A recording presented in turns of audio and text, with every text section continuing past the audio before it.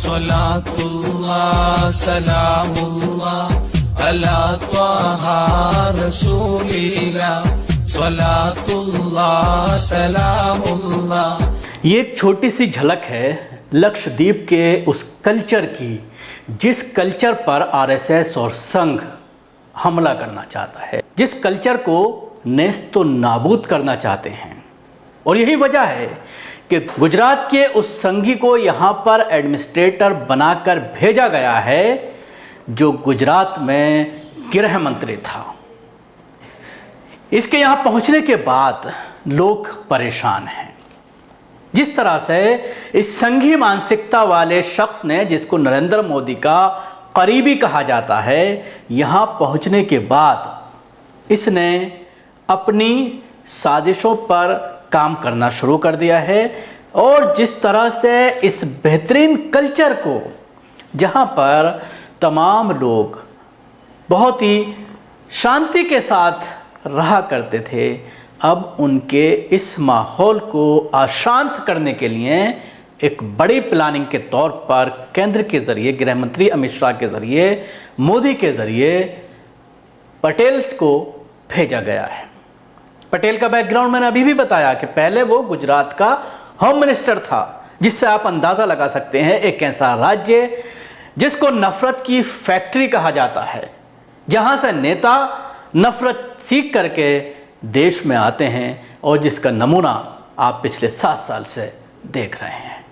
Administrator Praful Patel को बनाया गया है और इनके यहाँ पहुँचते ही जिस तरह से एक के बाद एक कानून बनाए जा रहे हैं, इन सब को लेकर ज़बरदस्त विरोध किया जा रहा है। आज 12 घंटे की भूख हड़ताल पर पूरा राज्य है और कुछ दृश्य मैं आपको दिखाना चाहूँगा। पानी के अंदर प्रोटेस्ट करने का एक नायाब तरीका शायद पहली बार आपने देखा हो। हाथों में पंफलेट लेकर के पानी के अंदर प्रोटेस्ट किया जा रहा है, जिसका एक छोटा सा वीडियो सोशल मीडिया पर शेयर किया गया है। आप देखिए।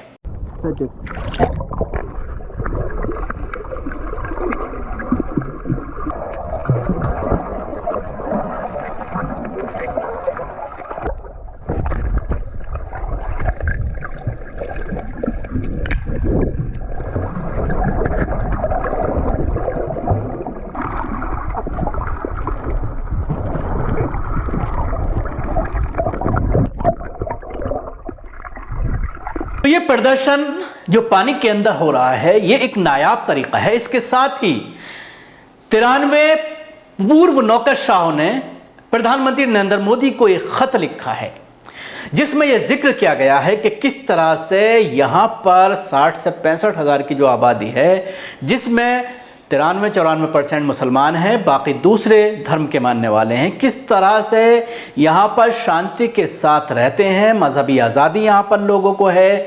और पूरी तरह से केरल से आवाजाही होने की वजह से केरल के कल्चर का, केरल की लैंग्वेज का यहाँ पर बहुत ही असर देखने को मिलता है। लेकिन एडमिनिस्ट्रेटर जो यहाँ पर पहुँचे हैं, उनके ज़रिए जिस तरह से शराब खाने यहाँ पर खोले जा रहे हैं, शराब के लाइसेंस दिए जा रहे हैं ऐसी जगह पर जहाँ पर एक भी व्यक्ति शराब पीने वाला नहीं है, क्योंकि इस्लामिक कल्चर है, लेकिन वहाँ पर शराब के लाइसेंस दिए जा रहे हैं, डेवलपमेंट किया जा रहा है। और ये कहा जा रहा है कि बहुत ही खूबसूरत ये जजीरा है और इस जजीरे में पर्यटक बढ़ाने के लिए हम इस तरह की कार्रवाई कर रहे हैं। उसके साथ ही कोई क्राइम नहीं है, चोरी तक का कोई मामला दर्ज नहीं होता है, छोटा सा ये द्वीप है और उसके बावजूद यहाँ पर हुंडा एक्ट लागू किया गया है और उसमें 1 साल तक बिना कुछ बताए हुए गिरफ्तारी करने का प्रावधान रखा गया है। यानी किसी को भी आप उठा करके बंद कर सकते हैं। हुंडा एक्ट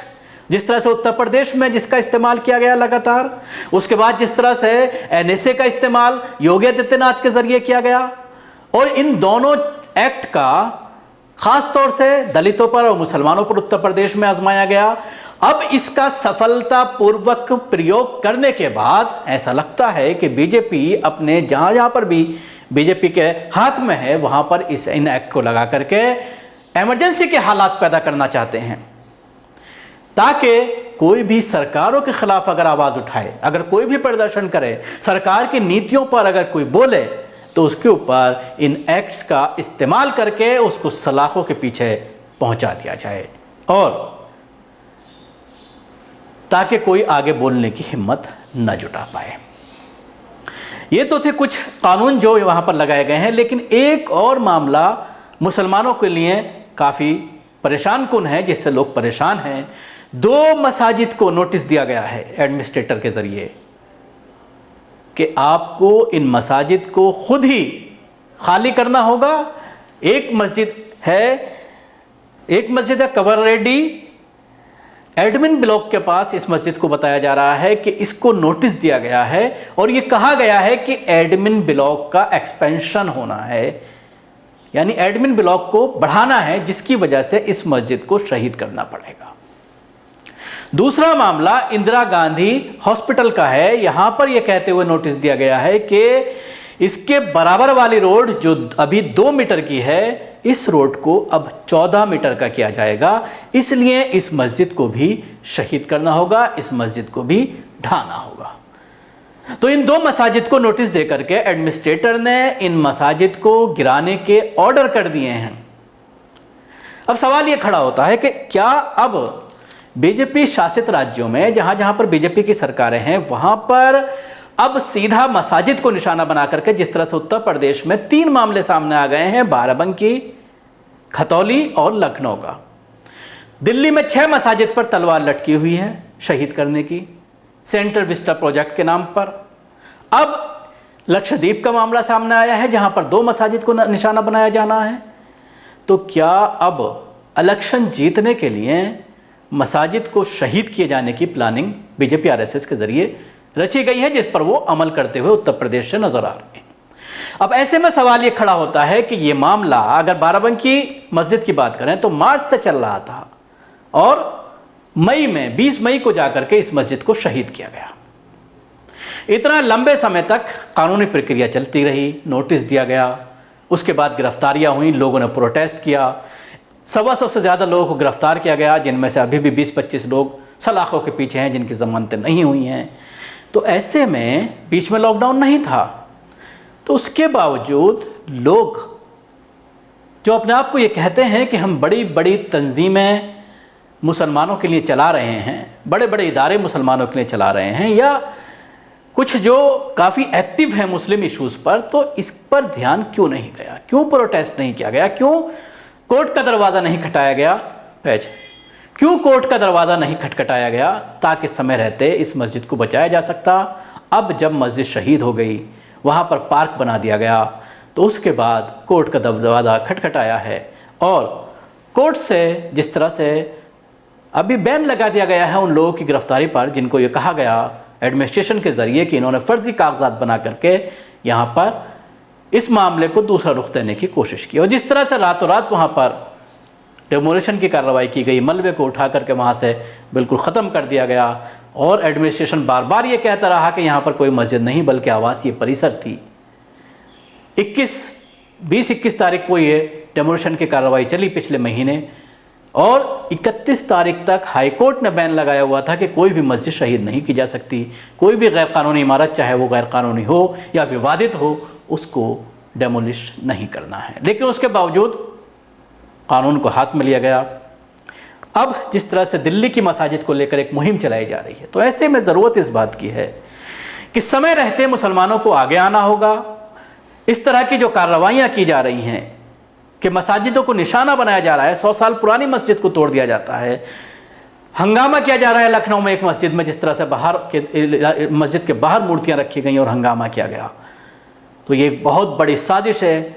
इसके लिए बाकायदा योजना बनानी होगी मुस्लिम तंजीमों को, मुस्लिम ऑर्गेनाइजेशन को, मुस्लिम उलमा को, और जो सरकर्दा लोग हैं, चाहे वो एडवोकेट्स हों या सोशल वर्कर्स हों, उनको आगे आना होगा। और दूसरे लोग भी हमारे साथ हैं, ऐसा नहीं है सिर्फ मुसलमान, बल्कि सेकुलर जहनियत के लोग हैं, वो इस पूरे दमन की राजनीति को देख रहे हैं, इस जुल्म की राजनीति को देख रहे हैं। यही वजह है कि 93 नौकरशाहों ने लक्षद्वीप के मामले में प्रधानमंत्री को ख़त लिखा है।